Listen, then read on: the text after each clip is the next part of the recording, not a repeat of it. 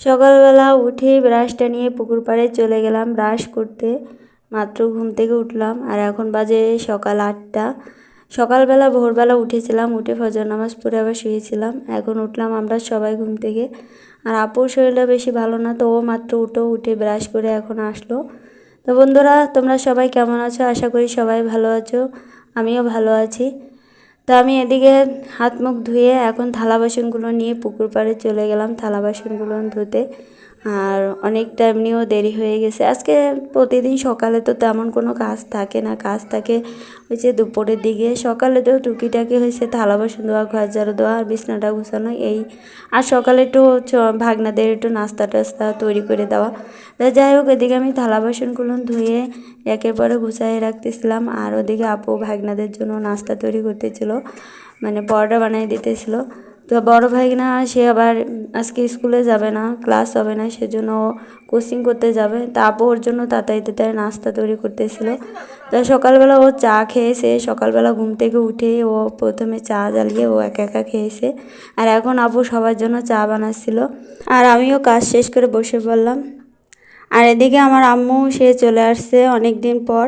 তার আসার কথা ছিল বিকেলবেলা, আজকে সকালবেলায় চলে আসছে। আমরা জানতামও না যে সে মামাবাড়ি থেকে রওনা দিছে। তো মামাবাড়ি থেকে আসতে বেশি সময় লাগে না, আধা ঘন্টা লাগে আসতে। তা আম্মু অনেক দিন পর আসলো, অনেক লম্বা বেড়ান দিছে, তার বাপের বাড়ি গেছিল।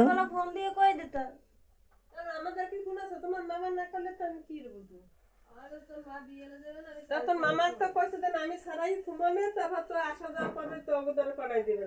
মায়ার বেশি দিন আমি থাকা লাগবে না, মায়া আবার যাবে না এই সময়।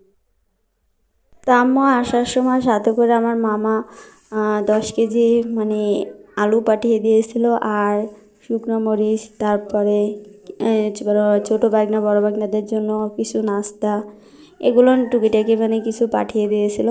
তো অনেক দিন আপনাদের বলা হয়েছিল যে আমার ভাইয়ের কাজ নেই, অনেক সমস্যার ভিতরে যাচ্ছিল। তো মামারা শোনার পরে তারপরে 10 কেজি আটা, তারপরে আলু পাঠিয়ে দিয়েছে, তারপরে টুকিটাকি মানে বাজার পাঠিয়ে দিয়েছে তারা। তো সেগুলো নিয়ে আম্মু আসছে। আর এদিকে আমার আম্মুর কথা শুনে সবাই, আপুর ননদ মানে পাড়া পাশে যারা ছিল আপা যা, সবাই আম্মুকে দেখতে আসছে। আর আমার ছোট ভাগনাও অনেকটা খুশি হয়েছে, কারণ ওর নানিকে অনেকটা ভালোবাসে। আর আমার আম্মু তার নাতিদেরকে অনেকটা ভালোবাসে। আর মেয়েদের ঘরে নাতিদেরকে অনেকটাই ভালোবাসে নানা নানিরা। আর আমার আম্মু তো সবসময় ওদের পাশেই থাকে, এই জন্য একটু অন্যরকম মায়া। তা আমার ছোটো ভাগনাও আবার আম্মুকে পরাণ বলে ডাকে, আর আম্মু আবার ছোটো ভাগনাকে পরাণ বলে ডাকে। তা ও বেশি অসুস্থ হলে আমার আম্মু আবার একটু বেশি করে, কারণ ওকে কোলে পিঠে ধরতে গেলে আমার আম্মুই মানে মানুষ করছে। তখন আমার আপু অসুস্থ ছিল, তখন আমার আম্মু ওকে দেখাশোনা করছিল। আর এই যে দেখুন, সে আলু নিয়ে আসছে 10 কেজি, আর শুকনো মরিচ দিয়ে দিয়েছে অনেকগুলো, আর অনেক কিছু দিছে, সেগুলো দেখাতে পারিনি, পরে দেখাবো, ওদিকে সময় নেই। এদিকে আম্মু আসার পরে আমি ভাত বসিয়ে দিলাম, কারণ আজকে কাঠ পাতা ছিল না, তাই রান্না করতে আসছি 11টা বাজে আম্মু আসার পরে।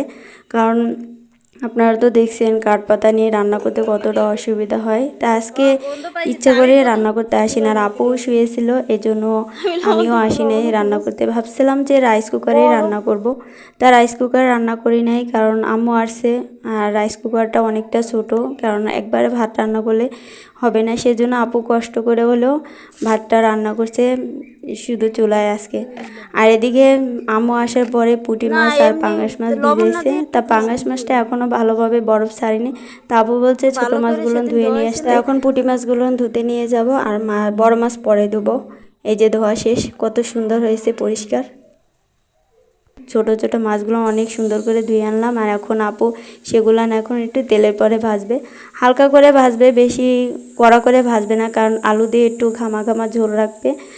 আর হয়েছে পাঙ্গাস মাছ আমি ধুয়ে নিয়ে আসছি, আনার পর হলুদ মরিচ দিয়ে মাখিয়ে সেগুলো এখন তেলের পরে ভাজবে। এই মাছটা একটু ভুনা করবে। আর আবার শরীরটাও বেশি ভালো না, তারপর আম্মুর কথা শুনে উঠে তারপরে এখন রান্না করতে আসছি অসুস্থ শরীর নিয়ে। আরে ওইটা ওইরকমই ছিল, ওটা দর ঠেলা ওইরকম হয় না, শেষা বেসা হয়ে গেছে কাটার সময়, যেদিন কাটছো না ওদিন কেরাই ওরকম হয়ে গেছে।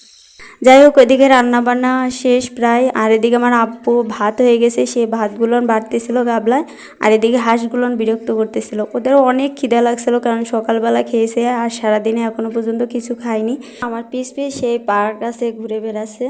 তা আমি পুকুরতে পানি এনে ভাতে পানি দিলাম, কারণ ভাতগুলো অনেক গরম, খেতে ওদের কষ্ট হবে।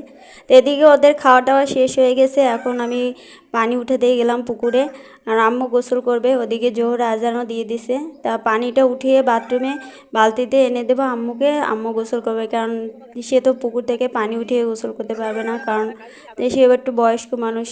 তো এদিকে আমি আম্মুকে পানি উঠিয়ে দিয়ে আবার ঘর মুছতে যাব, কারণ রান্নাবান্না হয়ে গেছে, এখন ঘর মোছাটা বাকি রয়েছে। এতটা দেরি হয়ে গেছে, অনেক লেট করে রান্না করতে গেছি, সেই 11টা বাজে রান্না করতে গেছি। তাও অল্পের ভিতরেই মানে রান্নাটা হয়ে গেছে, কারণ ভাতটা চুলায় রান্না করছি আর গ্যাসে তরকারি রান্না করছি। আপু আর আমি দুজনে হাতে হাতে করছি, এই জন্য তাড়াতাড়ি হয়ে গেছে। আর এদিকে আমি ঘর মুছতে এসে প্রতিদিন একটু রেক্সিনটা মোছা দিই, কারণ আমার ছোটো ভাগ্নে খাটের উপরে বসে ভাত খায়, ভাত পানি এগুলো ফেলায়, তাই এই জন্য একটু মুছে দিলাম যাতে পিঁপড়া টিপড়া না ওঠে। এই ফাঁকে আমাদের খাটের রেক্সিনটাও একটু মুছে নিলাম। আর এদিকে দুপুরে এখন খেতে আসলাম। তা আপু এখনও গোসল করে আসেনি, আমি এর জন্য এই ফাঁকে একটু ভাত টাত গ্লাস তারপরে প্লেট সব নামিয়ে গুছিয়ে রাখলাম। আপু আসলে তারপরে সবাই একসাথে খেতে বসবো। আর সব তরকারি নামালাম, এই যে সেই মাছ ভুনা, আর হয়েছে সেই পুঁটি মাছ আলু দিয়ে রান্না করছে, আর হয়েছে চাল কুমড়া আলু দিয়ে ভাজি করছে। আজকে 3 পদের তরকারি রান্না করছে আম্মুর জন্য। আজ অনেক দিন পর আমরা একসাথে আম্মুকে নিয়ে খেতে বসলাম। আজ এই পর্যন্ত ভিডিওটা করব, আর ভিডিওটা করব না, কারণ খাওয়া দাওয়ার পরে তারপর আবার এডিট করতে বসতে হবে। প্রতিদিন তো একটু লেট করে আমার ভিডিওটা ডাউনলোড দেওয়া হয়, কারণ কাজে কমে ব্যস্ত থাকে, এই জন্য লেট হয়ে যায়। আজকে একটু তাড়াতাড়ি এডিট করে দেব। আর আপনারা আমার জন্য বেশি বেশি দোয়া করবেন, যেন আরও ভালো করে ভিডিওটা তৈরি করে আপনাদের মাঝে শেয়ার করতে পারি, আর বেশি বেশি করে লাইক শেয়ার করে দেবেন। আজ এই পর্যন্ত, আপনারা ভালো থাকবেন। আল্লাহ হাফেজ।